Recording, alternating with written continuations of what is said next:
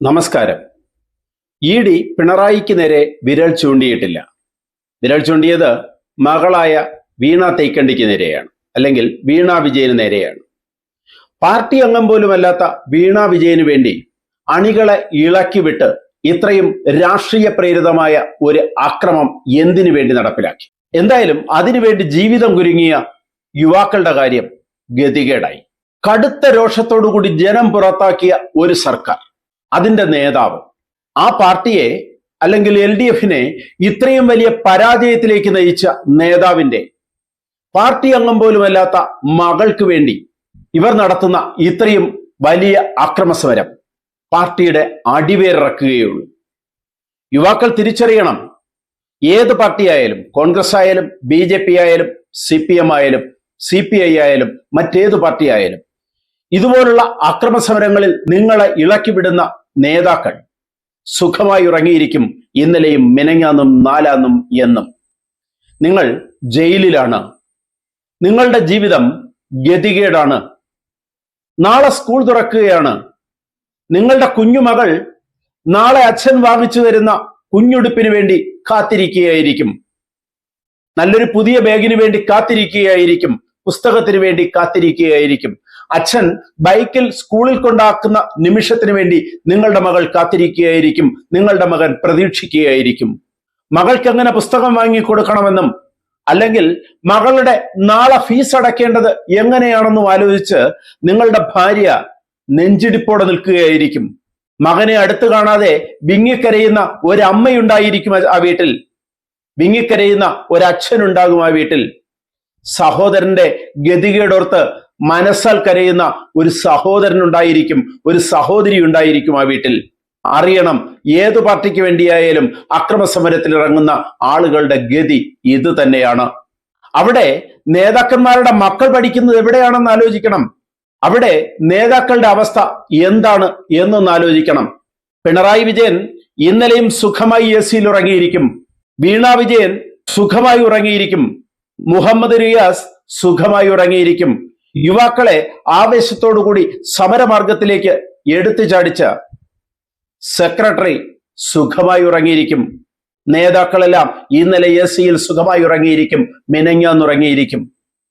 ഇക്കാലത്ത് കൊതുക് കടിയേറ്റ് ജയിലിൽ കഴിയുന്നവന്റെ വിഷമം. ഇനി ED-യോടാണ് കളി. ഇവരെ നേരെ ഡൽഹിയിലേക്ക് കൊണ്ടുപോയാൽ, തിഹാർ ജയിലിലേക്ക് കൊണ്ടുപോയാലുള്ള അവസ്ഥ എന്താണ്? അല്ലെങ്കിൽ ബാംഗ്ലൂരിലേക്കുള്ള ജയിലിലേക്ക് കൊണ്ടുപോയാലുള്ള അവസ്ഥ എന്താണ്? ആവശ്യമുള്ള അടിയും വാങ്ങും. അതറിയാവുന്ന ബിനീഷ് കൊടിയേരി ED ഇറങ്ങി വരുമ്പോൾ എതിർക്കാൻ നിൽക്കുന്ന യുവാക്കളെ തള്ളി മാറ്റുന്നുണ്ട്.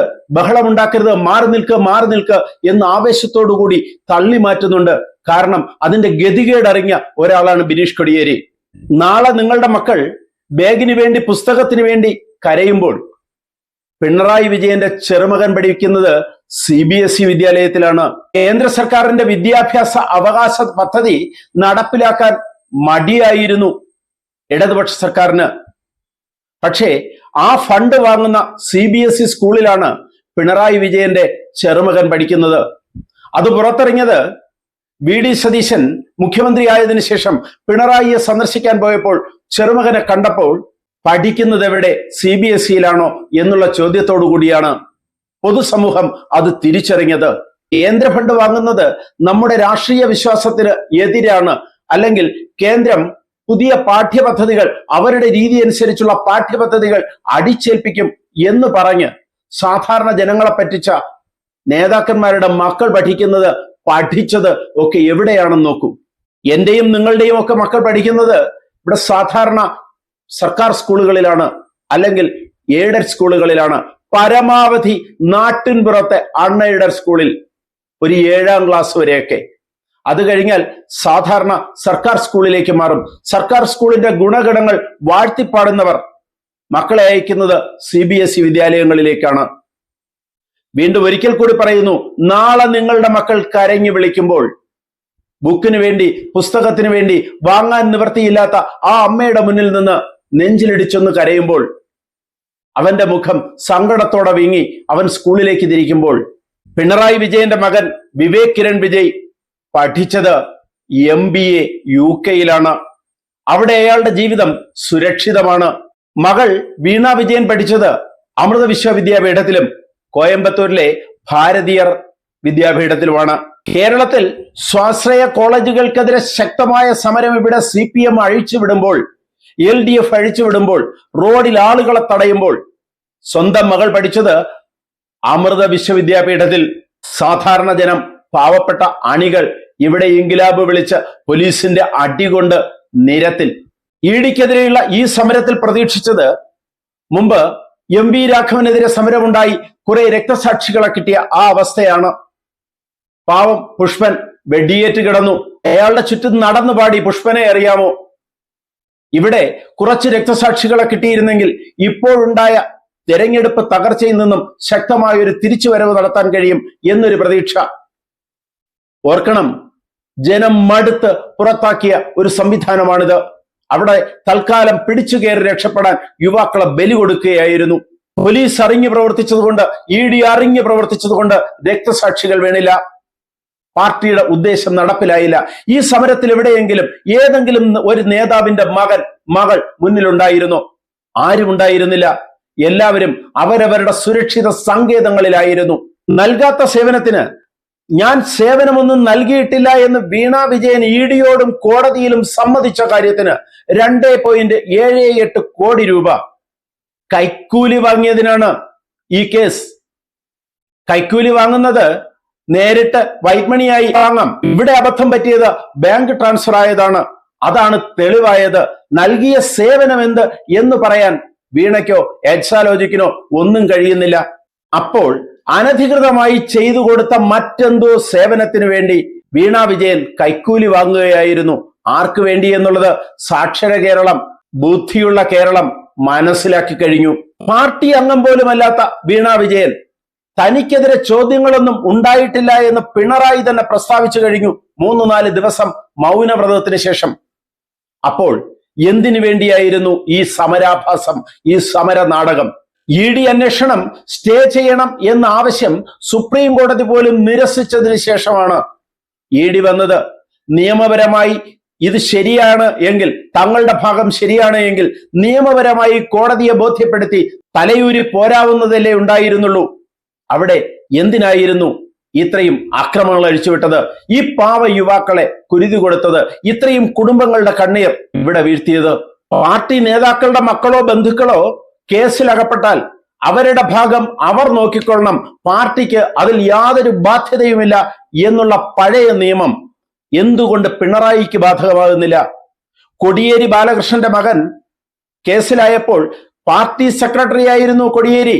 അന്ന് കോടിയേരിയുടെ പ്രസ്താവന ഇതായിരുന്നു: മകൻ ഒരു പ്രത്യേക വ്യക്തിയാണ്, അയാൾ എന്ത് ശിക്ഷയോ വാങ്ങട്ടെ, അത് പാർട്ടിയെ ബാധിക്കുന്നതല്ല, പാർട്ടി ഇതിൽ ഇടപെടാൻ ഉദ്ദേശിക്കുന്നതല്ല, അത് കോടിയേരിയുടെ മകൻ എന്ന രീതിയിൽ പാർട്ടി ഇടപെടില്ല, ബിനീഷ് കോടിയേരി എന്ന വ്യക്തി അത് നോക്കിക്കൊള്ളും. അതാണ് പാർട്ടി ലൈൻ. BS അച്യുതാനന്ദ മകൻ അരുൺകുമാർ വിജിലൻസ് കേസുകളിൽ പെട്ടപ്പോൾ അന്ന് പാർട്ടി സെക്രട്ടറി പിണറായി ആയിരുന്നു. പിണറായിയുടെ അന്നത്തെ പ്രസ്താവന അത് അരുൺകുമാർ നോക്കിക്കൊള്ളും, അത് വ്യക്തിക്കെതിരെയുള്ള ആരോപണമാണ്, അത് അരുൺകുമാർ നോക്കിക്കൊള്ളും എന്നായിരുന്നു. ബംഗാളിൽ ജ്യോതി ബസുവിന്റെ മകൻ ചന്ദൻ ബസു ഭൂമി ഇടപാട് കേസിൽ, അഴിമതി കേസിൽ പെട്ടപ്പോൾ അത് പാർട്ടി ഇടപെട്ടില്ല. അന്ന് ജ്യോതി ബസുവിന്റെ പ്രസ്താവനയും അത് വ്യക്തിപരമായി ചന്ദൻ ബസു നോക്കിക്കൊള്ളും, പാർട്ടി ഇടപെടില്ല എന്ന് തന്നെയായിരുന്നു. ഇതൊന്നും പിണറായിക്ക് ബാധകമല്ലാത്തത് എന്തുകൊണ്ട്? യുവാക്കൾ തിരിച്ചറിയണം. ആവേശത്തിന്റെ പുറത്തോ രാഷ്ട്രീയത്തിന്റെ പേരിലോ എടുത്തു ചാടുന്ന യുവതലമുറ ഇത് തിരിച്ചറിഞ്ഞേ പറ്റൂ. നഷ്ടപ്പെടാനുള്ളത് നിങ്ങൾക്കാണ്.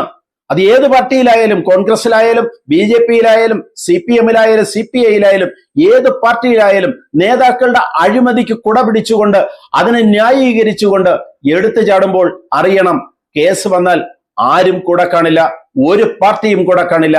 ആദ്യമൊക്കെ ഒരു വക്കീലിനെ വെച്ച് തരുമായിരിക്കും, പക്ഷേ പൈസ നമ്മൾ പിന്നീട് വക്കീലിന് കൊടുക്കേണ്ടി വരും. മാത്രവുമല്ല, കേസുകൾ മാറ്റി മാറ്റി വെക്കും ഓരോ കോടതിയിലും.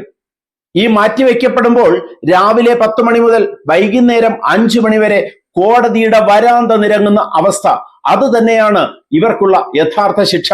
ഭാവിയിൽ ഈ കേസിൽ നിന്നൊക്കെ ഊരിപ്പോയേക്കാം, പക്ഷേ 5 വർഷം 10 വർഷം ഇതിന്റെ പിന്നാലെ നടക്കേണ്ടി വരുന്ന ഗതികേട് യുവാക്കളൊന്ന് തിരിച്ചറിയണം. കേസ് ഞാൻ നോക്കിക്കൊള്ളാം, കോടതിയിൽ കണ്ടോളാം എന്നൊക്കെ ആവേശത്തോടെ പറയാൻ കഴിയും. അറസ്റ്റ് ചെയ്തു കൊണ്ടുപോകുമ്പോൾ ആവേശത്തോടെ ഒന്ന് കൈവീശി കാണിക്കാൻ പാർട്ടി അണികൾ ഉണ്ടായിരിക്കും. ചിലപ്പോൾ ജാമ്യം കിട്ടി വരുമ്പോൾ ഒരു ഹാരമണിയിച്ച് തോളിലേറ്റി കൊണ്ടുവരാൻ അണികൾ ഉണ്ടായിരിക്കും. പക്ഷേ തകർന്നു പോകുന്നത് നമ്മുടെ ജീവിതമാണ്. ഈ ED കേസ് തന്നെ എടുക്കാം. ഈ കേസ് തിരുവനന്തപുരത്ത് നിന്ന് ബാംഗ്ലൂരിലേക്കോ അല്ലെങ്കിൽ ഡൽഹിയിലേക്കോ മാറ്റപ്പെട്ടാൽ ഈ കേസ് മാറ്റിവെക്കുന്ന അത്രയും ദിവസങ്ങൾ ഡൽഹിയിലേക്ക് തീവണ്ടി പിടിക്കേണ്ടി വരുന്ന ഗതികേട് യുവാക്കളൊന്ന് തിരിച്ചറിയണം. രാഷ്ട്രീയ കേസിൽ ഒരുപാട് പ്രതികൾ ആത്മഹത്യ ചെയ്തിട്ടുണ്ട്. അത് എതിരാളികളെ ഭയന്നല്ല, ഈ മാനസിക സമ്മർദ്ദം താങ്ങാൻ കഴിയാതെയാണ്. ജീവിതത്തിൽ തോറ്റുപോയതിനെ കുറിച്ച് ആലോചിക്കുമ്പോഴാണ്, നഷ്ടപ്പെട്ട കുടുംബത്തെക്കുറിച്ച് ആലോചിച്ചുള്ള സമ്മർദ്ദം താങ്ങാൻ കഴിയാതിരിക്കുമ്പോഴാണ് പലപ്പോഴും രാഷ്ട്രീയ കേസിൽപ്പെടുന്ന പ്രതികൾ ആത്മഹത്യ ചെയ്യുന്നത്. ആത്മഹത്യ ഒന്നിനും പരിഹാരമല്ല, എങ്കിലും പറഞ്ഞുപോയി എന്നേ ഉള്ളൂ. സമരങ്ങളിൽ ആവേശത്തോടെ പുറപ്പെടുന്ന എല്ലാവരും, അല്ലെങ്കിൽ തെറ്റുകൾ ചെയ്യുന്ന എല്ലാവരും വെറുതെ ഒന്ന് ആലോചിക്കണം. വെറുതെ ഇരിക്കുന്ന ഒരു ദിവസം ക്രിമിനൽ കേസ് നടക്കുന്ന കോടതിയുടെ വരാന്തകളിൽ ചെന്ന് ഒരു ദിവസം ഒന്ന് നിൽക്കണം. പ്രതികളോട് വെറുതെ ഒന്ന് സംസാരിക്കണം. അപ്പോൾ അറിയാം ആ മാനസികാവസ്ഥ. ഇന്ന് 10 പ്രതികളുള്ള കേസിൽ ഒരാൾ വന്നില്ല എങ്കിൽ കേസ് മാറ്റിവെക്കും മറ്റൊരു ദിവസത്തേക്ക്. ആ ദിവസം വേറൊരാൾ വരില്ല, അത് കേസ് വേറൊരു ദിവസത്തേക്ക് മാറ്റിവെക്കും.